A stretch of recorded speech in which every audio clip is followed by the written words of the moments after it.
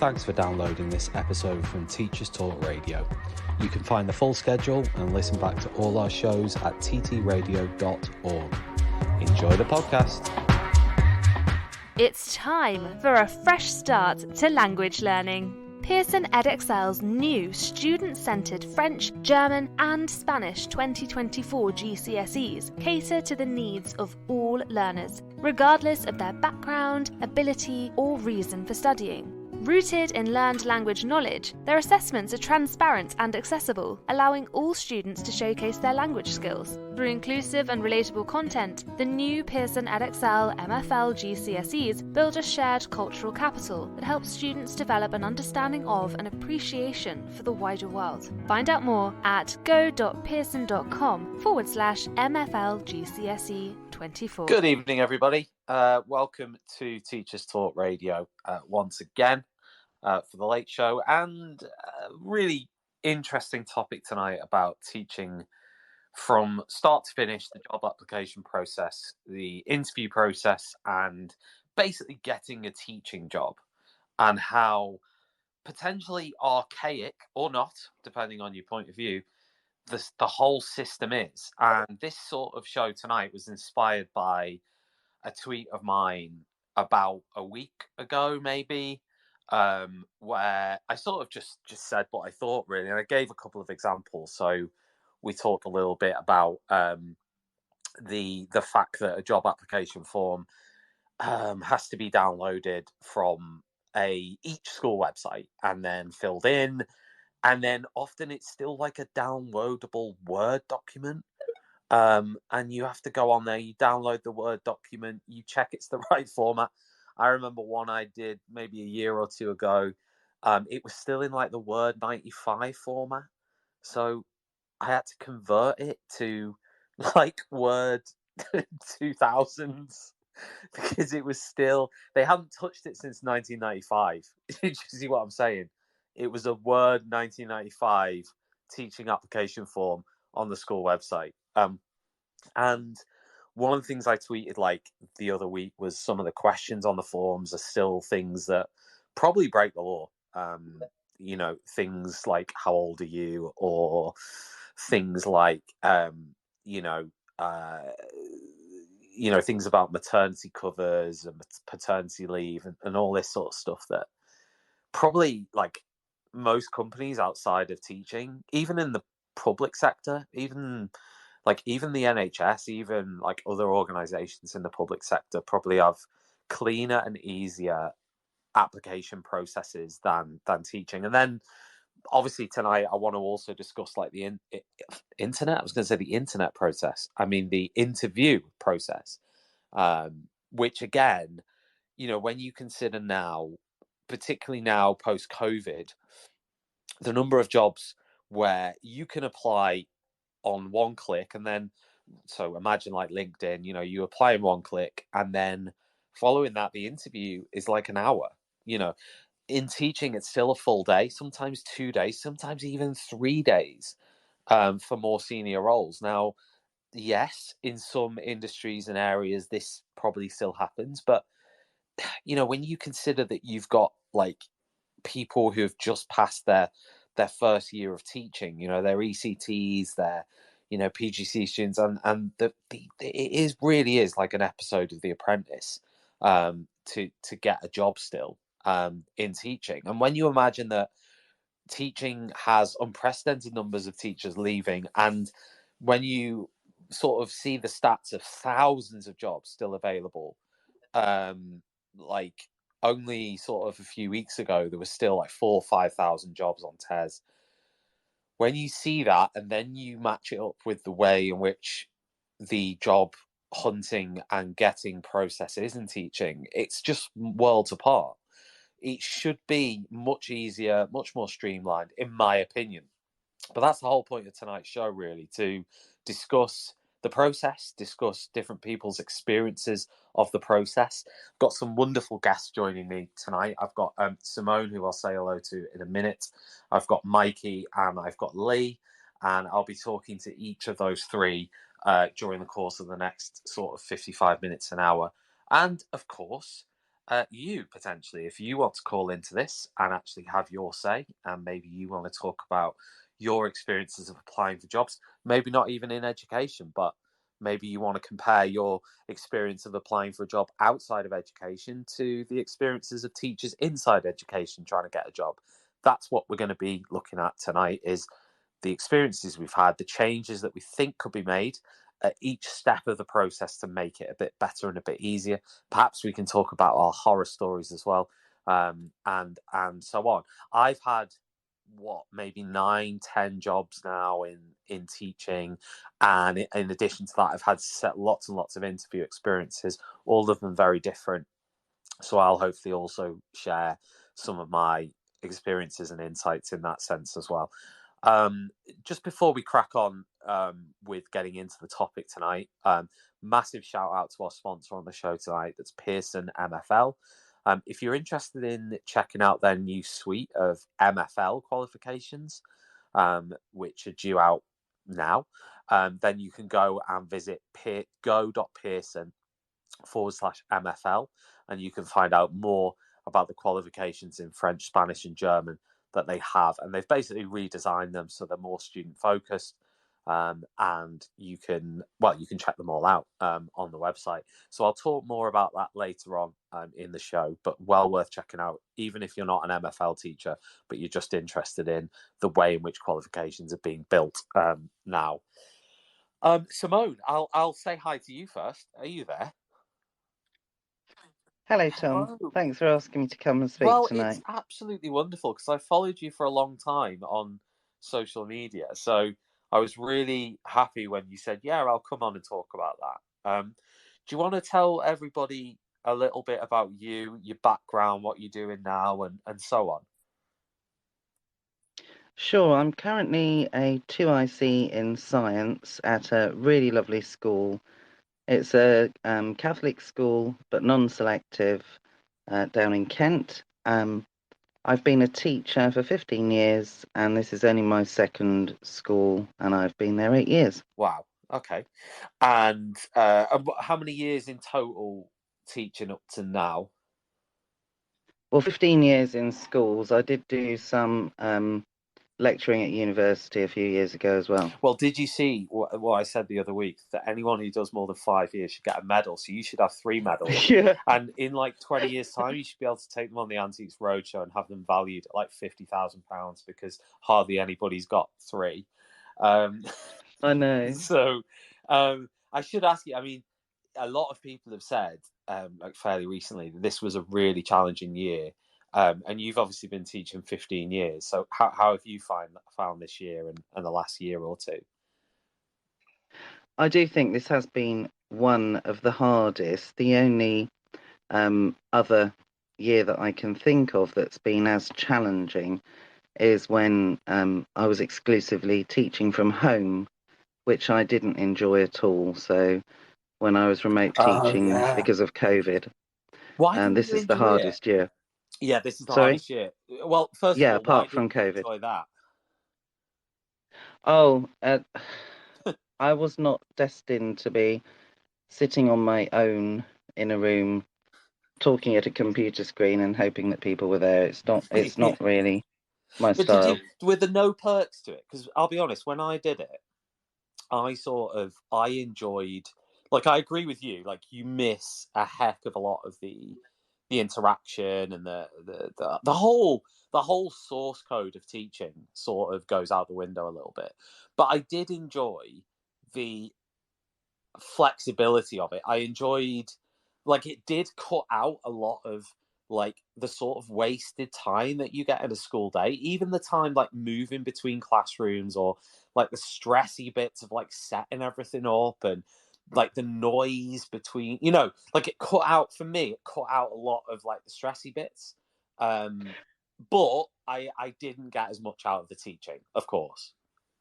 Yeah, I'd agree with that. I mean, it did make me think that we have an awful lot of unnecessary meetings and an awful lot of extraneous admin in school.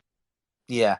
Because I mean, it was just, and then when I went back from that into school, I really did notice, it was just an interesting contrast to see. And there were certain elements of it, like I was like, oh, phew, like this is better because I can actually talk to humans. But then on the flip side, it was much more tiring. This Sure. is me talking now. It's much more tiring and and there were many more stress points in the day. Sure. But that's anyway. So like I invited you onto this to talk specifically about, because you made a comment on my tweet the other week that was about teaching, like the archaic nature of teacher job applications and the process of getting a job. So I was wondering if you could sort of tell me what your thoughts are on this and how you think that it needs to change or should change. Well, like you said, an awful lot of the application forms seem to be out of the dark ages. Often you can't copy and paste information into them. They're in different formats depending on different schools. And I just think it would be so much easier if there was a standardized form, maybe kept somewhere centrally, and you could literally tick a box to say, I'm looking for work, or tick a box to say, no, thank you, I'm not looking for work, and just have a standard application. And it makes it easier, I think, for the schools to compare candidates as well. Yeah, I mean, I don't know if you managed to listen to this, but if you do, then if you do get a chance, then do. But a couple of weeks, it probably was about a month ago now, I did a show on TTR with Wayne Cartmel from My New Term. And they obviously have designed this system where you sign up for the site and essentially that's your profile, and then you basically could just apply for jobs with that one profile. Oh, So, right. but in the replies to that tweet I did last week, even though a few people did mention it, I genuinely think the government need to do something. We said about like the way they've done with the job application thing they set up, where you can apply for jobs now on Yeah. gov.uk. There should really be something for teachers where they just fill in their thing on there and then they can apply using that profile on the government website. But I don't think that exists at this point. I think those jobs are just on there, and then you click through to the school website and then you apply through there. Yeah. Yeah. But I definitely think that would sort of change the game a little bit. In terms of this job that you've got now, I know you've been there for 8 years, I think you said, but what was your, like, talk me through what you had to do to get that job in the school you're in now. Oh, it was cushy for me, this one. Oh, No, I'm going to completely throw all of our, theme for the night out of the window. It was sort of an accidental job. oh, Um, really?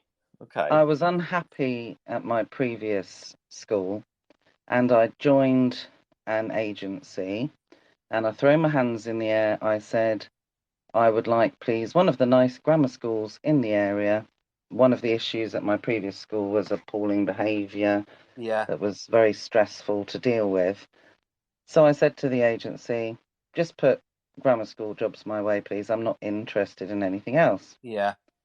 And the rather lovely education consultant from the agency phoned me and said, now, don't tell me off.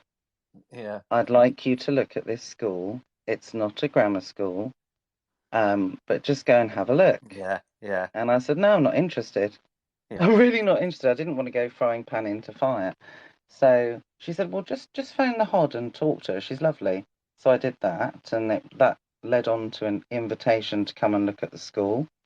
And then it seemed very relaxed. It was, would you like to come and do an interview lesson for us? And it was, they didn't need anything else from me apart from the information that the agency had. And Yeah. I kind of fell into it by accident because I wasn't intending to apply there. Yeah. I mean, like, obviously I've sort of got jobs through an agency before, and in a way that is easier, isn't it, for an Yeah. agency, because you do cut out, like, further down the line you are cutting out a lot of rigmarole. Probably, I guess you are potentially losing a bit of autonomy as well by doing that, though, I guess, but I don't And know. also, not every school can afford to use the agencies. They often go on the Yes. local authority website and they rely on that. Exactly. So, like you mentioned, like because you were sort of like, no way am I doing this job in this school. Yeah. Like, what were the things like when you got there that convinced you, oh yeah, these are good vibes, like I might do this? Like, was it just literally that they were friendly? I mean, it can't have just been that, because there's loads of friendly people around. Yeah, I mean, definitely from the moment I arrived, everybody smiled and said hello. It makes it sound like some creepy cult, but it really wasn't, honestly. Every member of staff I walked past went, hi, hi, Yeah. hi. And the children were fantastic and still are, to be honest with you. It's a great school. Yeah. And they let me tour the school just with a couple of kids who were brutally honest about everything, about subjects they liked, the subjects they didn't like, and of course that was different. One child liked one thing, another child liked another, but they were really funny and really open, and nowhere was out of bounds. I was saying, can I go down that corridor, and can we have a look at this, and can we have a look at that? And I loved that it was so open, and I thought, do you know what? This is a really transparent place. I saw changeovers between lessons. I saw break time, and it wasn't, terrifying like it can be in some settings. And yeah, I just thought this is a really happy place. Because it just like it reminds me a lot of the school I'm currently in, actually, because I started there in January, and I'd just been from a school that was like proper tough, like probably similar vibes to what you're talking about. Like the school I'd just come from was proper tough, like proper. Probably like I'd rank it out of the 9 or 10 I've worked in. That's probably like the top 2 for toughness in terms of behaviour, I would say. Certainly. And then I walked into this place and I'm like, oh my goodness, like the staff was so nice. The kids are amazing. It's a school for the deaf, so it's a very unique environment anyway. But yeah, it was just a fantastic, you just get those vibes. And then it's just very easy from that point on to go, yeah, okay, I'll do this. I guess that's sort of part of the issue, is how easy you can make it for someone to feel like transitioning into that job is easy. And it's like, yes, definitely. It's like, okay, there's no sort of mental barrier of, oh my God, to do this job, I've got to do X, Y, Z. It's almost like, right, this is so easy. I can just drift into this job and I can start doing it on my own terms and I can feel good about doing it. And I don't think there's that many around that are like that. I think there's some, but I don't think that's a widespread thing. If it was, I think the recruitment issues in teaching wouldn't be anywhere near what they are. Yeah, the schools will be packed. Yeah, definitely. this is what I mean. So I'll come back to you in a bit, Simone, because I've got more questions for you. But I'll bring in our other guest tonight. So Lee, do you want to say hi? You've got a guitar on your Twitter bio picture. Yes, yeah. I'm assuming you can hear us. I'm a semi-professional musician as well, which is why the guitar is there. Yes, lovely.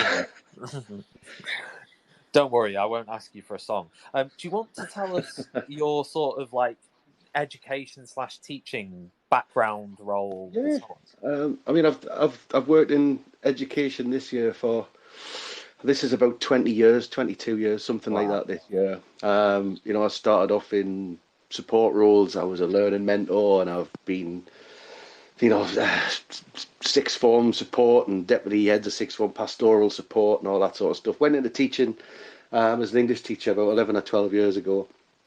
And, had some jobs, bit of supply, bit of all sorts of stuff. And I've recently just landed an absolutely fantastic job at a very small college, which just deals with students with various sort of learning difficulties, disabilities, and that sort of stuff. And it's absolutely just wonderful. It's after years spent in comps and things, it's an absolute dream come true. Brilliant. And I know you sort of made a comment, and I'm going to read your comment out that you made last week on this thing. So you said a big problem with getting a teaching job is the interview process. Like, where the hell did the idea of a whole day with student panels, tours of the school, micro teaching, etc., come from? Yeah. Interviews in the real world are generally an hour tops. Why do schools think they need a day or half a day? Can you sort of expand there and give us some examples of why you've come to that point of view? Well, I think, having done quite a number of these interviews over the last, few years, you do just get to a point when you think, what is this about? What is actually necessary? What is needed to employ somebody? No matter a teacher, you probably need a micro teach of some description, whatever that is. So you can see what they're like in the classroom and that sort of stuff. Fine. You need an interview as part of it. Fine. I fail to understand why when you get the email from the school, it often says things like, on the day of the interview, you will arrive at 8:30, where you will then have a meeting with the head teacher or the assistant head teacher who will outline the day, which nearly always involves a tour of the school, and then, a meeting with representatives of the student council, and then there might be your teacher take place at some point, and then there might be lunch, and then they might decide at lunchtime that they're going to... That wasn't me. I think Mikey's just randomly clicking buttons. Mikey, shut up and let Lee speak, please. And then they might decide to shortlist at lunchtime and kick half of you out, which is fine because at least then you get half a day. Or, otherwise you're there till sometimes 4:30 waiting for an interview as you watch people come and go.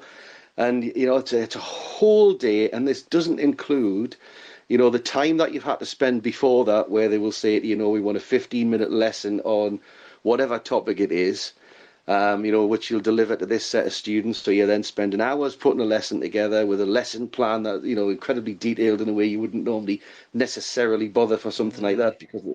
And it just goes on and on and on. And you think, over the years I've done this, these interviews have just sort of expanded like an amorphous gas to fill in whatever space they feel the need to do. And I do seriously wonder if it's about finding the right candidate, or if it's just about, well, at my old school we used to do this, and then we did this, and I've heard they do this at so and so, and it just fills and fills and fills out. I've been for jobs outside of education in the last few years. Things like the CQC and the civil service and citizens advice. They're not Mickey Mouse jobs. They're jobs with weight and responsibility. And invariably, they're just as highly qualified. You need just the same level of skills. And you go in and you might get a paper exercise and an interview, and they can decide if you're right for that job in an hour and a half tops. So why do you think, why then? Why are teaching interview days like that? What are the reasons, in your opinion? I've literally got no idea. I don't know where it started. I say, if you're going to boil it down to the very nub, the gist of what you want, you might want to see somebody in the classroom to see what they're like and get a feel for what they're like with the students or what they're like delivering their subject, whatever. And an interview is important. But so many times, these other things are all tagged onto it. And I've been for countless interviews with student councils, and you come out of that and you think, yeah, they're doing that to tick a box. They don't pay any attention, I'm sure, to whatever the student councils say. And then don't get me started on the turning up for the interview and in the staff room that morning, and you suddenly discover that at least one of the people that you're being interviewed with works in the school currently, and you think, oh well, we're all wasting our time here today because we know who's going to get this job. And was it true? Were you? Oh yeah, I've had that quite a few times. You've turned up and the person who's already on supply there, or is doing their teacher training there, for a fact they're going to get the job, and you're still there at 4:00 jumping through the hoops. Well, I want to ask Simone, I don't know if I can bring you in again on this, because you said that in that job you went for at the school you're really happy in now, there was sort of I wouldn't call it a student panel, but you went round with the students and you said they were brutally honest, you could ask them anything, etc. So yeah. I wondered whether you sort of what your views are on that, on what Lee was saying about student panels and that side of things. Do you think they are too often a tick box exercise, or do you think they're usually valuable? I think they're a tick box, and I actually loathe a formal student panel. I'm sorry, but that's just me. In the past, I've worked in places, in my previous school in particular, where the students absolutely raved about, who was the most entertaining on the day. So the one who was cracking jokes and winking at them and being really pally, that doesn't necessarily translate into the best teacher. So, I don't like them. They make the seem cruel. But do you think those teams, the leadership teams, sort of bought into that a bit? Oh Or yeah, yeah, I think they take on board what the students say. I mean, I would probably, if a student panel, if I was in charge of a student panel and they said, oh, that teacher was really really funny and they did this and they yeah, did that, I probably wouldn't go for him. I'd probably go for the other candidate yeah, if they were yeah, too pally with the students, you know. yeah, definitely, definitely. Because that's the thing. Like in 30 minutes, what are those students going to be looking for, right? It's not Yeah, their fault. It's not their fault. They've been asked no, to not at all. do. They've been asked to do a student panel. They go down there, but ultimately, they're children, and they will be looking for completely different things than the leaders, what they Yeah, want, definitely. what the colleagues want. But then I guess once you've decided that that's going to happen, you've almost got to take what they say on board, haven't Seriously. you? You Yeah, do though, absolutely. because once you've said, right, we're going to dedicate half an hour to students interviewing. I mean, I've heard of jobs where the students have almost done the interviewing, like a little bit, like they've been part No, of the interview panel, they've been part of this, part of that. I think once you do that, you've sort of got to buy into what they say a bit. Not, well, you'd have to, yeah. yeah. Anyway, Mikey's got his hand up. We're going to bring Mikey in. Mikey, Good evening, Tom. good evening. How are you? Yeah, excellent, thank you. Yeah, I like to like everything that everybody on the panel said is exactly like how I feel. Having been in a situation where I've always had work, this year I've gone for 4 interviews, pulled Yeah. out one, and not got three. And then the 2 years I returned to just a background story. I was working in central London, returned to Wales 2 years ago. I had 2 1-year contracts, Yeah. both in different schools. So I've had 6 interviews in the last 2 years. Blooming heck. But all different. All So tell complete. us about them then. Talk us through, talk us through the different interviewing situations you've been in. Anything interesting, anything different, anything that sort of you get frustrated by. But just for context then, so as most people know, Wales is a local authority. So it's got to the point now that I've got like 5 or 6 different local authority application forms, and I just cut and paste over because it's taken so much time. But I was annoying one time that the admin team in one school had turned their form into a PDF or typable PDF, which was exactly the same. So I had to go through and type it all out. So, that's that. So it is extremely time consuming, especially for teachers who are on full-time timetables. If you're on a PGC or an EC, you're doing your NQTU, you've got more time. Like, if you're on a 6-lesson day and it's examination season, etc., you are maxed out. So putting in the application process is time consuming. Yeah. So there's that. So coming back to so one here we go. So this is one day that I've been through. So arrive as Lee said, arrive this time, blah blah blah. So we're all sat in reception, 3 or 4 of us, blah blah blah, all looking at each other. Hello, hello, awkward small talk. Yeah. Then they took us into the panel room, boardroom, and explained who was who. And then I was just like, I'm so and so, I'm so and so, I'm so and so. There were 4 governors. And I was just like, right, okay. So we got 2 science teachers here. We've got 4 governors. We've got 2 SLT. That's 8 people. I don't remember all these names. Right. So the first part of the day was the actual teaching. So Yeah. we all taught at the same time, and they carouselled around. So one person observed my lesson for it was a 60-minute lesson, and Yeah. I had the head of science in for 20 minutes, then I had the 2 IC in for 20 minutes. But the only person who was constant, I was observed by a governor. So the governor did the lesson observation. I don't know what training they'd had on it. I don't know what weight or gravitas their opinion thing. Then we had a subject-specific interview where 4 governors sat in, and the 2 science staff asked me subject knowledge questions and a bit of curriculum questions, and they made notes. Then then we went for the panel interview, the general teaching, again with the head and was it 4 governors, the head, and 2 science staff, and they asked questions, and I got it. That was 2 years ago, and it was just such a long day. But yeah, I've had ones where I've had similar, but on top of that process, I've had pupil panel, and again, I do wonder about the weight of pupil panel. What's the reasoning behind it? Who do they select for pupil panel? Why do they select these pupils for pupil panel? And what's the reasoning behind it?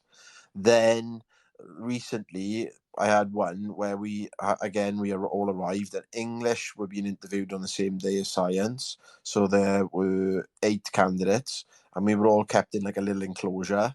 Reminded me of COVID, actually. Like we were all isolated away for the day. Go back to the room. Do this. Go back to the room. We just ended up all talking and chatting. The head then led the first part. Like a 10-minute get to know you, and then I had to teach, but I taught after the candidate. We both taught the same class. Okay. So the first candidate taught for half an hour, and then she was quickly ushered away. Then I had to go in and set up, and I had to teach for half an hour. But the setting up took 2 or 3 minutes. Blah blah. It was the same kids, poor students had 2 different topics from 2 different teachers. They must have been fried, and they were year 7. I just think there's no consistency in the process. It's long-winded for the sake of being long-winded and officious for the sake of it. I don't know whether it's to justify why someone got the role. But then I've also had, when I worked in England, I was the only candidate being interviewed for an academy chain, whose name we won't mention, and did the lesson. 40 minutes. Head called it to a halt, and I was a little bit, oh my god, they're going to get me. Yeah, 40 minutes. You said that's enough, and I went downstairs. He said, right, let's talk contract. And just wanted to get it sorted. He said, I like what I've seen. We don't need to do the interview. I like what I've seen. Let's get it sorted. Was that, did you find that a good thing though, or not? I thought it was quicker. I actually, I've got that wrong. There was a 20-minute interview with the head of science and the head, just on the basics, safeguarding. Yeah, this was after the lesson. After the lesson, yeah, bang. After they were happy with what they've seen, cut. We're happy with what we've seen. Not like keep dragging it on or whatever. That's interesting, isn't it? I mean, I'll bring Lee back in on this because he sort of brought up the issue of. I mean, do you like that idea, Lee, of like the coin? Because like, there's a part of me that I like that, but don't like it. Like, I like the idea of, we don't need to go through a process, and it's the thing is, it's like, what can you find out from that? That lesson. So I do like that side of it, but then equally, if someone did that to me, I don't know how I'd feel, because I'd be like, especially if it was one of them where it's like, we need you to plan a lesson on X, and then they just be like, oh yeah, go on, we don't care anymore. Yeah. What do you think? I don't know. That is a funny one. That I'm not sure how I would feel about that myself. I do. That is a bit odd, right? It's one you wonder, what the situation was behind the scenes. Where Lee, have you got any horror story ones? Oh God, yes. Like, tell me some horror stories. Tell me some go. And I think the worst one that I ever had was for a short-lived school in Newcastle. That didn't last very long, and I went for an interview for the English position there, and it was a strange one. The rest of the people who'd been shortlisted were an odd mix of people who had not taught for a long time, some who'd just qualified, some who'd qualified and then been working in bars and had never taught and were coming in. And it was a very, and I was the only person who'd been like consistently teaching, and it was very odd. And that was the thing, a tour of the school, all kept in a room, meet the senior leadership, the tour of the school, the student council, the micro teach. And as the morning went on, it just became more and more apparent that it was the most appallingly organised and awful place. To the point where the lessons were supposed to be, you're supposed to get a 15-minute micro teach, and some of them were running on and on and on. And there was one old guy there, and I think it got to about 45 minutes, and his lesson was still going on. But we could see the class from where we were, but they just let it roll. Nobody said, right, that's your 15 minutes, that's it. Oh no! They just let it roll on and roll on, and you're sitting there thinking, if this is how you organise an interview, if you can't organise this successfully, what is it going to be like working here? And it got worse from there, to the point where they kept moving the times about, and they kept coming in and saying, "Oh, Lee would like to move you later on in the day. Can you go in after so and so?" As the interviews were taking place, and eventually they came in and asked me to do that for the third time, and I just said, "No, I'm sorry. I'm going to withdraw." "Oh, well, can we ask you why?" And they took us along to the office to speak to the head, and I told them exactly why. That the whole day had been so chaotic and so shambolic that I had no intention of working somewhere where, if you couldn't organise an interview, what was day-to-day life going to be like there? And so it wasn't for me. So that caused some raised eyebrows, and off I went. But it was just, I was getting more and more paranoid and horrified that they might actually give me the job and I'd end up stuck somewhere like that. That was definitely the worst one I had. Yeah. Mikey, I know you mentioned that you also withdrew from one. Could you tell us about that one? Yeah, I just didn't think I was a right fit for the school. And when they told me what the job was, it wasn't what my skill set was. It was leading on physics and chem on the BTEC that they do there. And that's not what I want to do. And I specified that on my application. So I just said, look, I'm a big believer in too much change is bad for you. In I'd be moving to a different location or moving, and starting a new job, I would have needed to be teaching my strengths in that. Yeah, but so I withdrew. I didn't feel it. I've withdrawn before. I withdrew years and about 8-9 a while back, because I thought the behaviour in the lesson was appalling, and again I thought the organisation of the day was shambolic. I couldn't find anybody to tell them I wanted to withdraw. There was nobody around. Again, we were all in a holding room, and I found I couldn't find any teachers. So I just went to reception and told them, and then I had a phone call off the deputy head 15 minutes later as I was in the car driving away. I'd already gone. He said, "Oh, why are you withdrawing?" I said, "Oh, I sort of thought it was really disruptive behaviour in a lesson, and I thought it was poorly organised." And he said he took it on board. I've had feedback as well for jobs I didn't get, and again, different topic. I've fed that back in on. So I had feedback about why I didn't get the job recently. But I also said it was quite an intimidating day, and I said the number of there was an interview panel of 6 is too many. There's 4 governors, 2 teachers. Why is there so many people there? And I'm quite an outgoing, confident bloke. I've coached a lot of sport, used to standing in front of people, used to delivering to groups of 50 plus men, and I found it intimidating. So yeah. I'm going to bring Daisy in a second. Just before I do, big shout out to Pearson, EdX, who are sponsoring the show. EdXL's new student-centered French, German, and Spanish 2024 GCSEs cater to the needs of all learners, regardless of their background, ability, or reason for studying.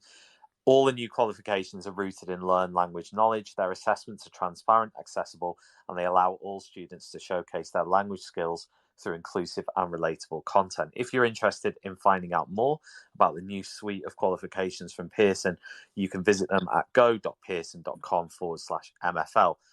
Daisy, I'm going to bring you in now. Thanks for coming in. As always, how are you? Okay. I'm good, thank you. I hope you've got something horrific to share. I saw this and I was like, I've got a story. So when it was years ago now, but I went for an application. I went for an interview, and there was 4 of us there, and it was a local school, where I lived, and And from what I'd heard, like, it was a really nice school, and the micro teach was fine. It all went all really well until I got into the interview with the head, and the head was like, it was just a bit strange, like a bit overly interested in the fact that I was female. So like lots of questions about like, yeah. So lots of questions about like, how do you manage disruptive boys? How do you find being a science teacher as a woman?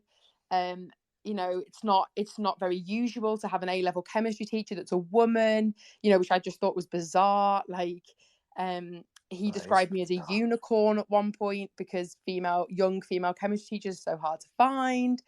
And then he was like, I've just got another question for you. And I was like, yeah, no problem. He was like, can you explain to me how a combi boiler works, please? What? And I went, sorry. And he was like, can you explain to me how a combi boiler works? It's time for a fresh start to language learning. Pearson EdXL's new student-centred French, German and Spanish 2024 GCSEs cater to the needs of all learners, regardless of their background, ability or reason for studying. Rooted in learned language knowledge, their assessments are transparent and accessible, allowing all students to showcase their language skills. Through inclusive and relatable content, the new Pearson EdXL MFL GCSEs build a shared cultural capital that helps students develop an understanding of and appreciation for the wider world. Find out more at go.pearson.com/MFL GCSE 24. What? And I don't know what to say. What is the implication that? And I just looked at him and I was like, no. What's the implication there? Is that? I said, I was like, I have absolutely no idea how a combi boiler works. I'm also not sure why that's relevant. Like, and he was like, well, it's an interview technique where I ask a question that I know you don't know the answer to, and I just like to see how people cope with being disrupted. Okay. And I just stared at him. And he was like, and he was like, so no idea how it works then? And I was like, no. And he was like, okay, that's the end of the interview. And he had this like massive grin on his face. And I was like, okay. And I went, I'm actually gonna leave now. And he was like, what? And I was like, yeah, I don't want to work here. I was like, I'm just gonna go. Yeah. And he was like, well, it's interesting, isn't it, how a disruptive question can really show somebody's resilience. And I was like, yeah, or it can maybe just show that they're not willing to be tested like that. And I just left.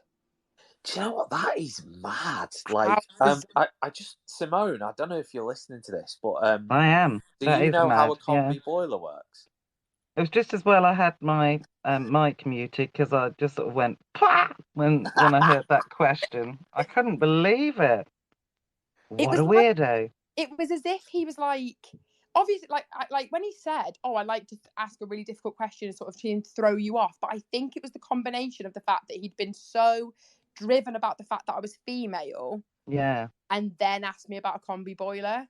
I should have said, have you asked the male applicants? Yeah, well, that's what I was going to say. If that was there were sort of sexist undertones to the question, or whether it was just, I'm asking you a random question to discomfort you, or if there were more sort of like sexist undertones to it as well. It was so bizarre. I literally just left. And then when I went to the interview of the place that I worked at then for the next 5.5 years, I remember telling her about it at my head, and even she was horrified. Like, even she was like, why would you do what? Like, it's such an uncomfortable experience anyway. Why would you make it any weirder?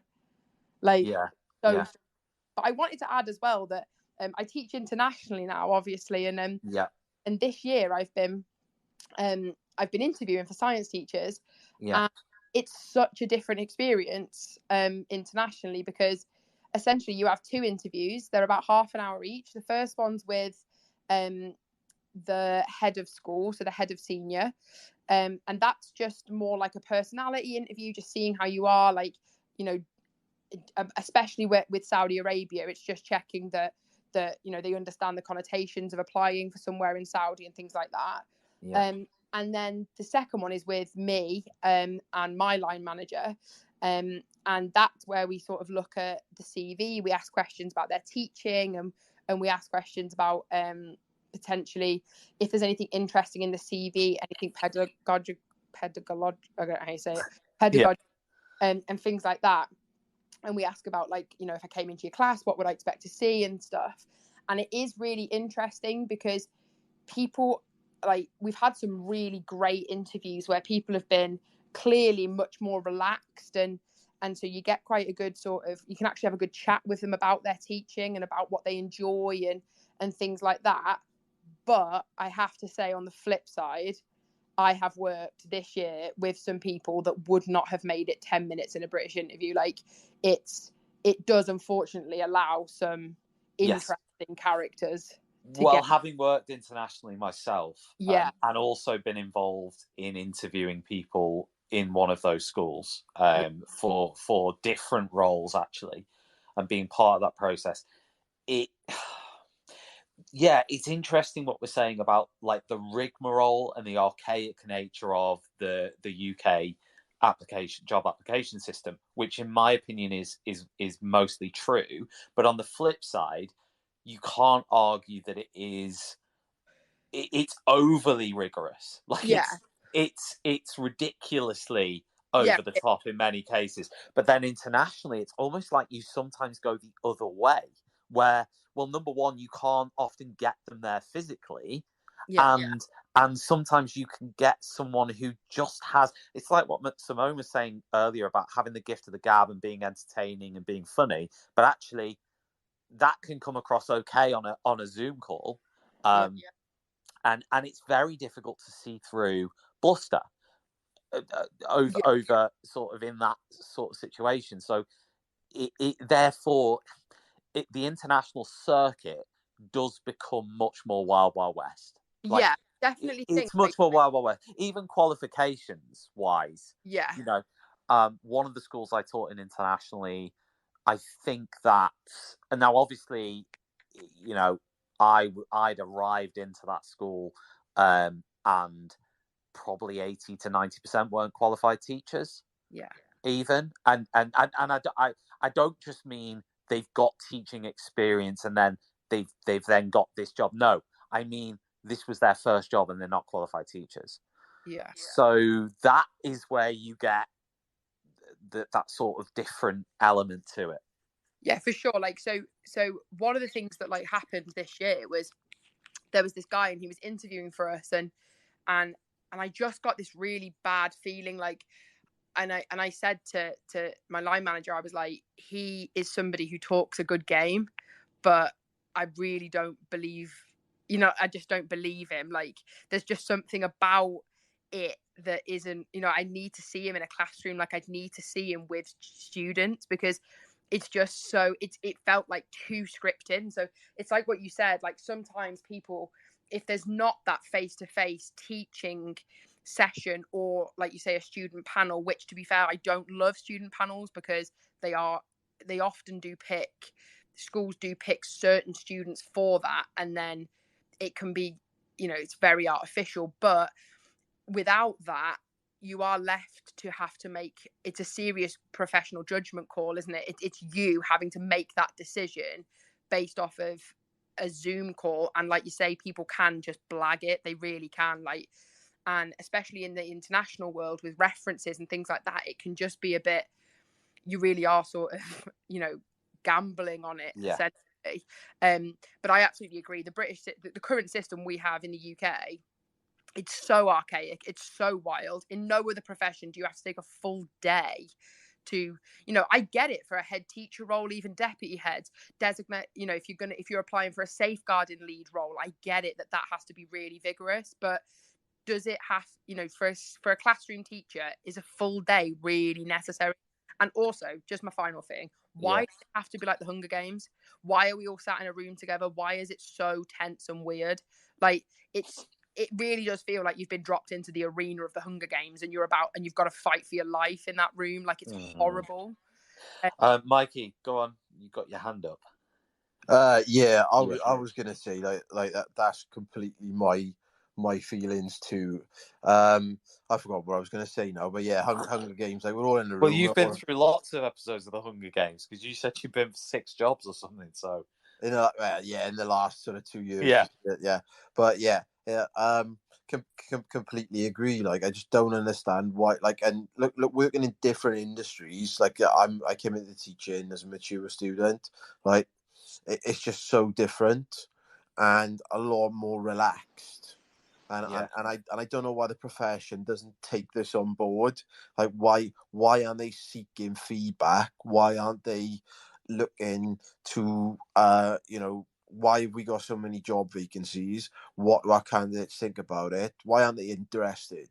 Why don't they talk to each other? I had a conversation with an acquaintance this week who works in the recruitment field, and apparently he met with 4 heads in Wales this week because their supply bill for one school was £500,000. Over the last sort of I don't know if it was a year or 18 months. It doesn't surprise me though. It doesn't surprise me. And apparently this is what was said. We're extremely disappointed with the caliber of candidate that we've had for the last role that we've advertised, and it was almost like a sort of entitlement, like you've got to come and find us, not the other way around. And they're a school that's renowned for only advertising for 7 to 10 days because they're oversubscribed and highly academic, amazing exam results, behaviour is amazing there, that kind of thing. And they don't. But what they don't seem to realise, I think, the world is changing. They've got to go out and find candidates, not like sit there statically and the way it is at the moment, and we all come in like the Hunger Games. Why can't they go out to teacher training? Why can't they go out to a couple of local schools who have got and look at sort of prospective candidates? Why has it always got to be the other way around? Lee, do you want to come in on that? No, I was going to refer back just to saying, people saying that it's an archaic interview process, and I wonder how archaic it is. How far back does this process go where it's become this whole day thing? Because I would probably expect that this is actually quite recent and not something that goes back that far historically. I really get a feeling that this is something that's just sort of developed over the last few years. Which bits? Well, just this whole idea of the whole day thing and all the bits that get tagged onto it along the way. How long historically has this gone on for? I was experiencing that in 2007-8. I mean, that sort of thing. I mean, my interviews then during my training year were, I mean, I only had 2, I think. So, but they were of a similar sort of vibe. I had a couple in 2012-13 that were a similar vibe. So I think it's been that way for a while. Simone, you when did you qualify? Like 15 years ago or something? Yeah, 2008 it was for me as well. Because I don't know whether for you then it was the same. I mean, it's pretty much been the same. I was really jammy. I Again? did play. Yeah, I know. I should buy a lottery ticket. I'm obviously very lucky. Oh God, what's your jammy experience then? My first head teacher, I was there on one of my placements, placement in an alternative setting as part of my teacher training. And this lady, she was tiny, she was formidable. The seas parted, the children parted, the staff parted in the corridor when she came gliding along. Very, very intimidating lady in a lot of ways. Well, I saw her peeping through the window at me doing one of my lessons. Yeah. And then she disappeared on one of her circuits around the school. And then she came back later in the day and she was peering at me through the window again. And I broke out in a mild sweat because of her reputation. She was quite fearsome, not shouty, but intense, Yeah. And she took me for a walk after my lesson. I felt like a little Labrador, She said, "Walk with me." Yeah. So you didn't argue, so I walked with her. And she said, "How would you react if I were to offer you a job?" And I was a bit gobsmacked. I said, "I'd snatch your hand off." And she said, "Oh, it'll happen then. I'll get my PA to do the paperwork for you." Okay. And I had a contract the next day. Yeah. So that was just really weird and really jammy. Was that Yeah, during very your strange. like PGC? I was Yeah. doing, do you remember the GTP, Graduate Teacher Oh Program? yeah. I was doing it that style. So Oh, okay. yeah, and I had a 2-week placement at her school, and she'd been having a nosy at me and decided that I was all right for the school. So I was very lucky. Yeah, Yeah. that's really interesting. Because that sort of like school direct now, or the GTP? I don't know Is it still if it going? works that way. Is it I'll be finished? honest with you, I don't know if it works quite the same way. No. It might have finished now. GTP. Does it still exist? Yeah, no, it doesn't exist anymore. It was Okay. great for somebody like me because I wasn't having to pay to train. They were paying me, not a huge amount, but they were paying me. And I did observations for a while, and then I did 1 lesson a week, then 2 lessons a week. I had 1 day a week in uni, and it fitted very well with my lifestyle. I had young children at the time. Yeah. And so that worked out well for me. Well, to finish off, I want to go around everyone and I want you to tell me 2 or 3 things that you would change, alter, or edit about the current teacher job application process. So 2 or 3 things that you would change, edit, or alter about the current job application process for teachers. So any volunteers to start on this out of the 4 people? Oh, Daisy's going to start. Daisy. 2 or 3 things. Yeah. So number 1, I would make sure that the people interviewing are relevant people. Like not just like a random panel. Like I don't like, why is the 87-year-old governor sat in my interview? Like, do you know what I mean? Let's make sure they're relevant people who've got a relevant input. Yeah. And standard application form.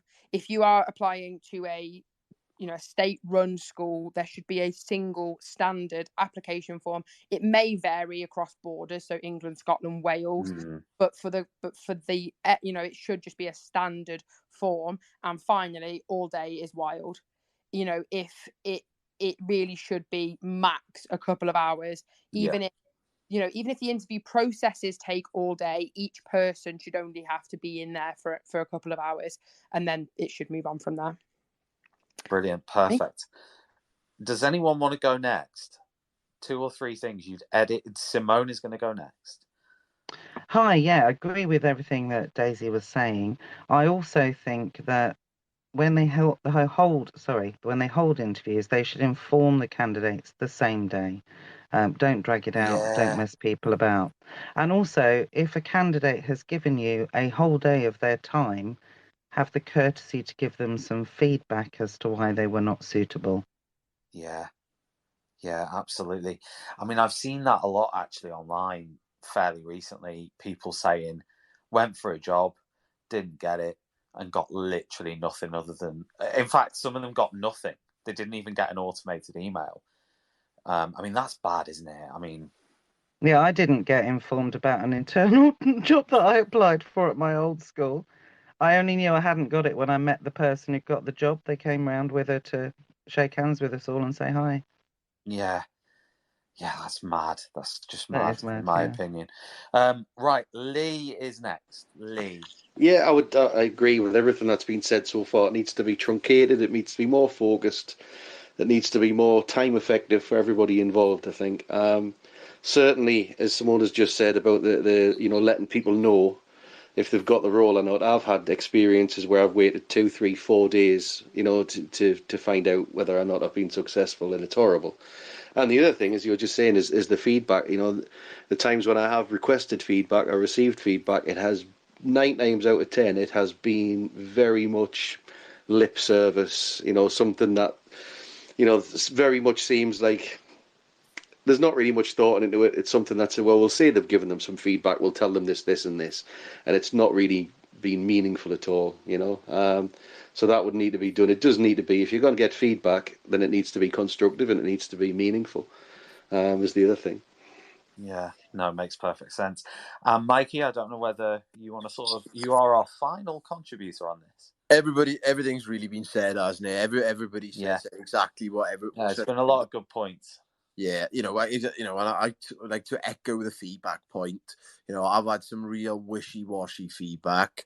I didn't get feedback for one job till 10 days later.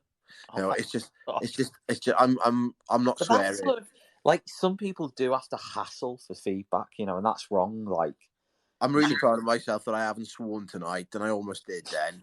But and the feedback was just absolutely garbage. Everything was amazing. Everything was amazing. Keep doing what you're doing. And then that's why I didn't get it. And they said, "Oh, I wasn't in on the final cut because I had to go."